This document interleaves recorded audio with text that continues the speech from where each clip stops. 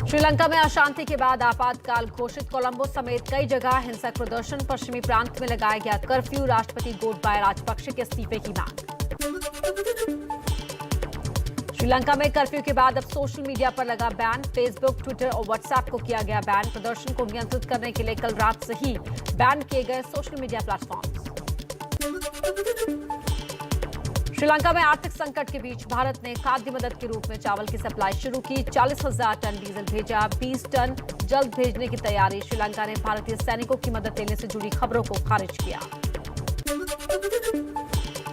चीन में बढ़ रहा है कोरोना के ओमिक्रॉन वेरिएंट का खतरा। अब तक 13,146 मामले आ चुके हैं सामने। 2 साल पहले आई पीक से भी ज्यादा तेजी से बढ़ रही है मरीजों की संख्या। चीन के 12 से ज्यादा प्रांतों में फैल चुका है कोरोना। भारत और ऑस्ट्रेलिया के बीच आर्थिक सहयोग और व्यापार समझौता हुआ। प्रधानमंत्री मोदी ने कहा ये रिश्ते मित्रता का स्तंभ हैं। इतने कम समय में ऐसे महत्वपूर्ण एग्रीमेंट पर सहमति बनना यह दिखाता है कि दोनों देशों के बीच कितना आपसी विश्वास है।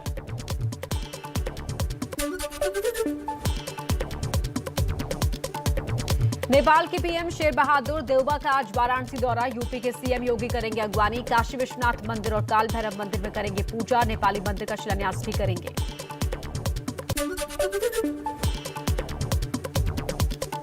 नेपाली पीएम देउबा की प्रधानमंत्री मोदी से हुई मुलाकात। दोनों ने 35 किलोमीटर लंबी जयनगर कुर्था रेल लाइन का किया उद्घाटन। भारत और नेपाल के बीच 4 समझौतों पर हुए हस्ताक्षर। प्रधानमंत्री मोदी ने कहा दोनों ही देशों के बीच सदियों पुराने रिश्ते हैं।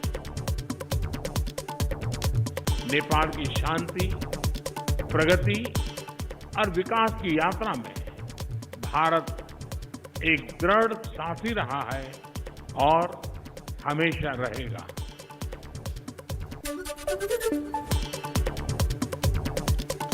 प्रधानमंत्री मोदी और नेपाल के पीएम शेर बहादुर देउबा के बीच बॉर्डर को लेकर हुई चर्चा। विदेश सचिव ने वार्ता को सकारात्मक बताया। बोले बहुत अच्छी रही बातचीत।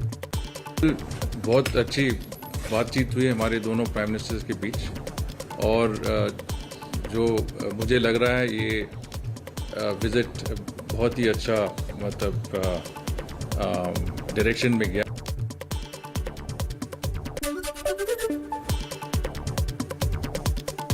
हैदराबाद में चेतक हेलीकॉप्टर के डायमंड जुबली सेरेमनी में पहुंचे रक्षा मंत्री राजनाथ सिंह। बोले पिछले कुछ सालों में डिफेंस प्रोडक्शन में आत्मनिर्भर हुआ भारत।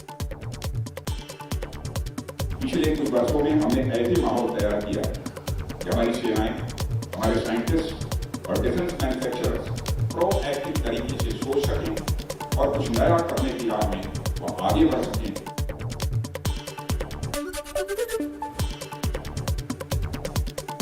दिल्ली के सीएम केजरीवाल के गुजरात दौरे का दूसरा दिन। सुबह 10:30 बजे अहमदाबाद के स्वामीनारायण मंदिर में पूजा के बाद आम आदमी पार्टी के नेताओं के साथ करेंगे बैठक। दिल्ली के सीएम अरविंद केजरीवाल एबीपी नेटवर्क से खास बातचीत में बोले मौका मिला तो गुजरात में भी दिल्ली पंजाब जैसा काम करके दिखाएंगे। दिल्ली के लोगों ने एक अरविंद केजरीवाल दिया, पंजाब के लोगों ने एक भगवंत मान दिया। अब 6.5 करोड़ गुजरात के लोगों पे भरोसा करो, यहाँ से एक अरविंद केजरीवाल या भगवंत मान बड़ी जल्दी निकल के आएगा।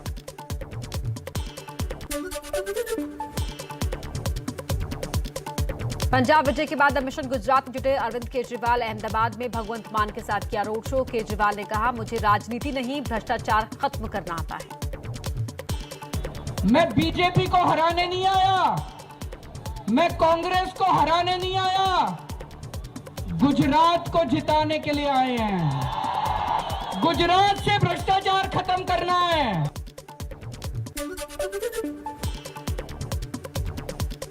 तमिलनाडु के सीएम एमके स्टालिन ने दिल्ली में नए पार्टी ऑफिस का उद्घाटन किया। सोनिया गांधी, अखिलेश यादव और सीताराम येचुरी डीएमके ऑफिस के उद्घाटन समारोह में शामिल हुए।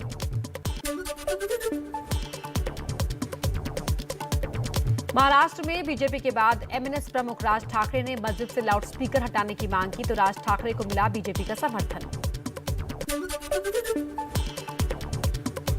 राज ठाकरे का सीएम उद्धव ठाकरे पर निशाना, कहा महाराष्ट्र के लोगों ने शिवसेना को एनसीपी कांग्रेस के साथ जाने के लिए वोट नहीं किया, उद्धव ठाकरे ने गद्दारी की। नीतीश कुमार के सीएम पद छोड़ने की अटकलों को बीजेपी के सांसद सुशील मोदी ने खारिज किया, कहा 2025 तक बिहार में बीजेपी और जेडीयू सरकार नीतीश कुमार के नेतृत्व में रहेगी। जेडीयू अध्यक्ष ललन सिंह का ट्वीट, लिखा छूट गया जो हाथ से तो पतवार नहीं मिलेगा, नीतीश कुमार के जैसा जानिसार नहीं मिलेगा। उत्तराखंड में दोबारा सरकार बनने के बाद सीएम धामी ने सफाई कर्मचारियों से जुड़ा वादा किया पूरा, अब हर दिन 500 रुपए मानदेय मिलेगा, 6000 से ज्यादा लोगों को होगा फायदा। यूपी के बरेली से कैबिनेट मंत्री धर्मपाल सिंह ने कहा वक्फ की जमीनों पर अवैध कब्जे पर चलेगा बुलडोजर, मदरसों में दी जाएगी राष्ट्रवादी शिक्षा। अल्पसंख्यक विभाग के अधिकारियों से तय करेंगे।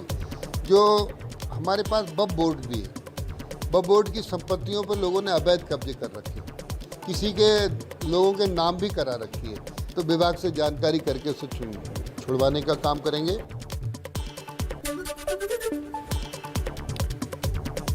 संघ प्रमुख मोहन भागवत सुबह 10:30 बजे कश्मीरी पंडितों को वर्चुअल संबोधित करेंगे। फिल्म कश्मीर फाइल्स पर घमासान के बीच होगा संबोधन।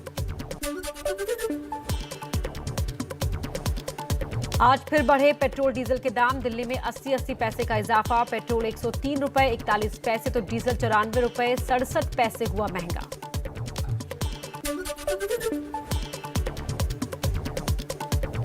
महंगाई पर कांग्रेस ने बीजेपी को घेरा, कहा 1 अप्रैल से लोगों पर 1,25,000 करोड़ का बोझ बढ़ा। 1 अप्रैल 2022 से देशवासियों के ऊपर महंगाई से पड़ने वाला बोझ है, चौंकिए मत, 1,25,407 करोड़ रुपया।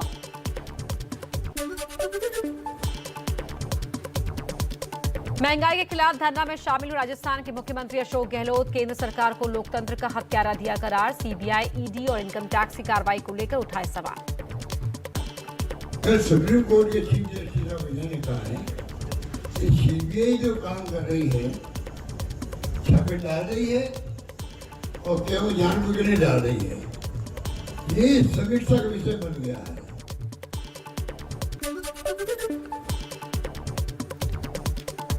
पेट्रोल, डीजल और गैस के बढ़ते दामों पर केंद्र सरकार के खिलाफ कांग्रेस का जालंधर में भी प्रदर्शन, जमकर हुई नारेबाजी।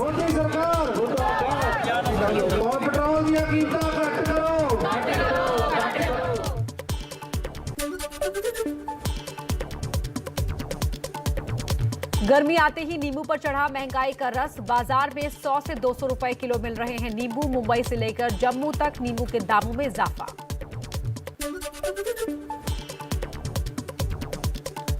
नासिक में पेट्रोल पंप मालिकों का कल रहा बंद, बिना हेलमेट बाइक सवार को पेट्रोल देने पर सजा का प्रावधान का किया विरोध। नासिक में पुलिस ने बिना हेलमेट वालों को पेट्रोल न देने के दिए हैं निर्देश।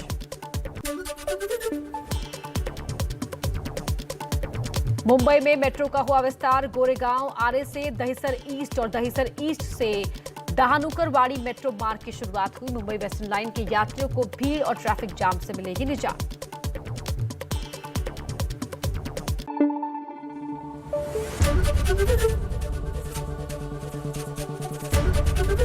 एबीपी न्यूज आपको रखे आगे।